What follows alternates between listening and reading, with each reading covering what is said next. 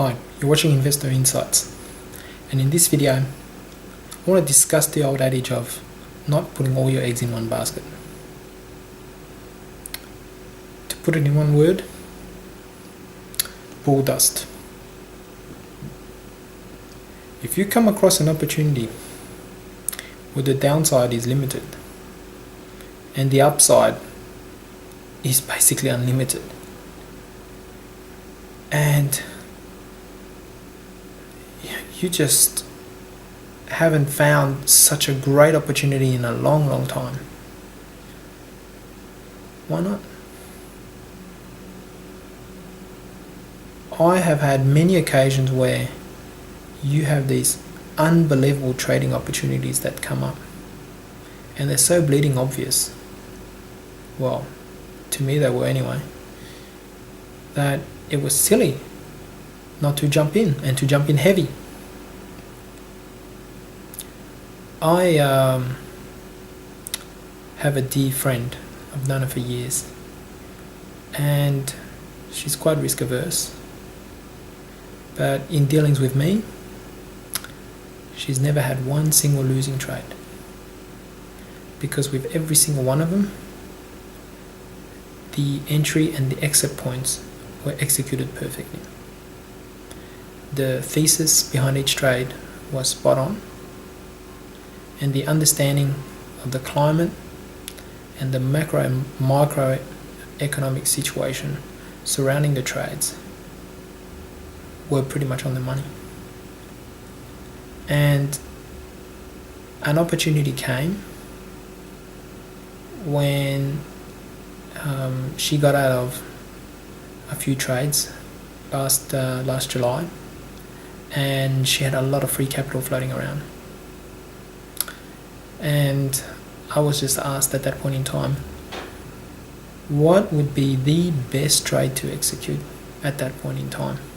What did I see that was out there that was going to be the most profitable, and yet have a survivable downside, as in a limited downside? And in a flash, I just said short the Aussie dollar, because I have always said that the Aussie dollar has been overvalued, especially the past 3 years. It's not because I'm unpatriotic or I don't like the currency. Again and again I keep on saying this, I'm a realist, and the Aussie dollar being a proxy for China, and China's slowing down the way it was, it doesn't have to be slowing down.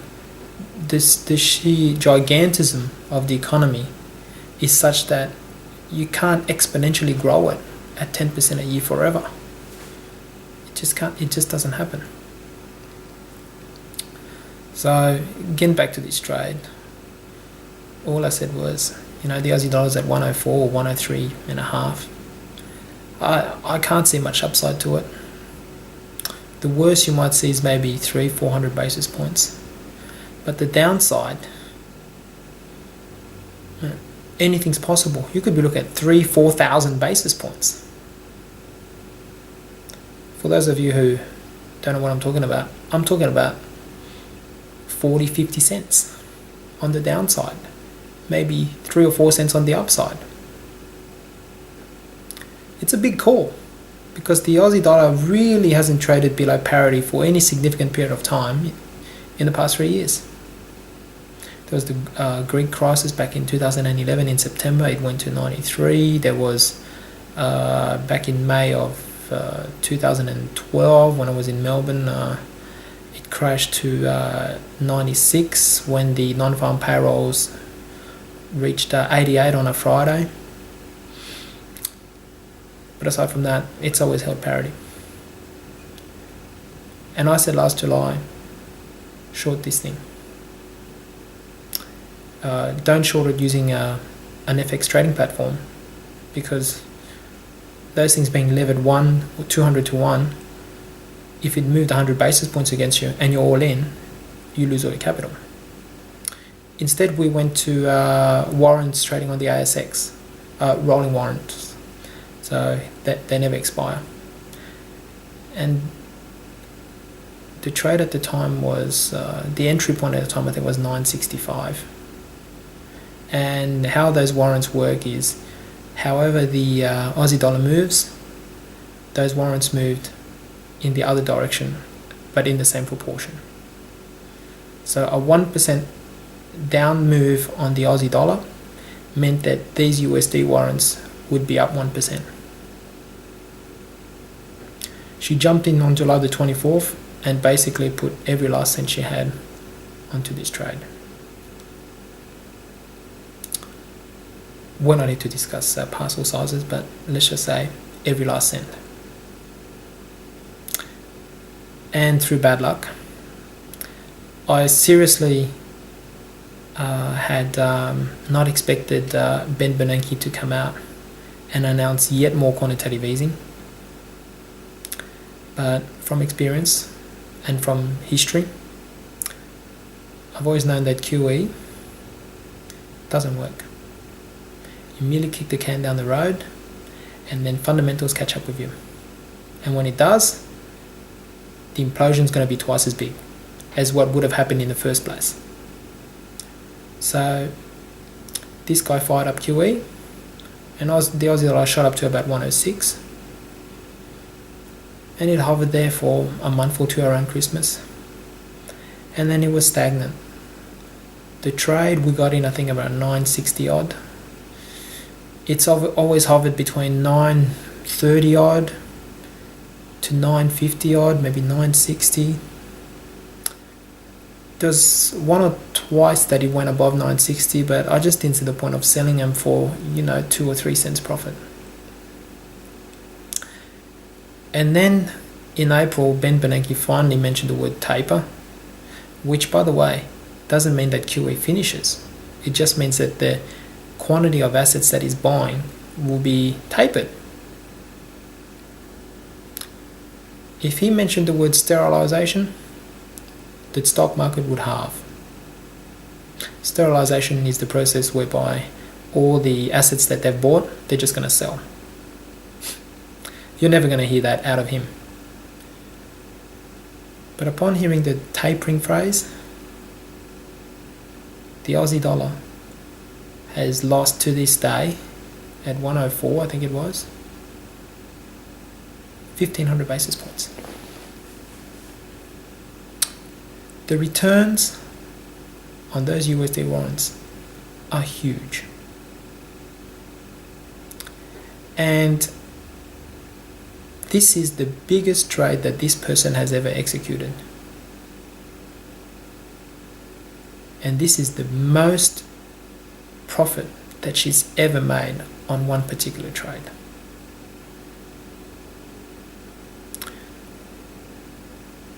If I told her to sell up today, she'd be looking at me and she'd be saying, "What are you talking about?"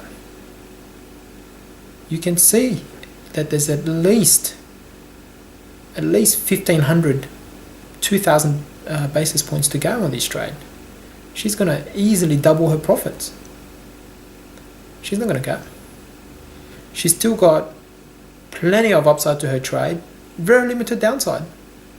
The Australian economy is, the word starts with an F and it rhymes with fire truck. I cannot see any downside on this trade, even if you got in on it today. That's how confident I am. Now, today, I wouldn't put all my eggs into that basket because it's run so much. But at that point in time, it was worth it because I couldn't see any stocks that was worth putting my money into for the right reasons. But this trade was worth every single cent. And subsequently, because the thesis is correct and the analysis was correct, a lot of money's been made by many, many people. And the end is not even near. So next time you see an opportunity come up with very limited downside and huge upside, and you have a clear, concise view of the financial environment around the trade, you shouldn't hesitate to put all your eggs in that one basket. And if you're scared of doing that, make sure to put a stop right below your entry point, so that as soon as it starts to run against you, admit defeat and walk away.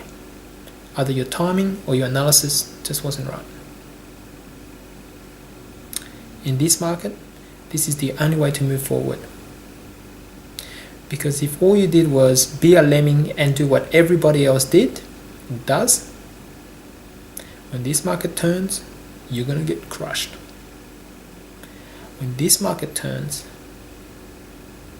we're going to make a mint.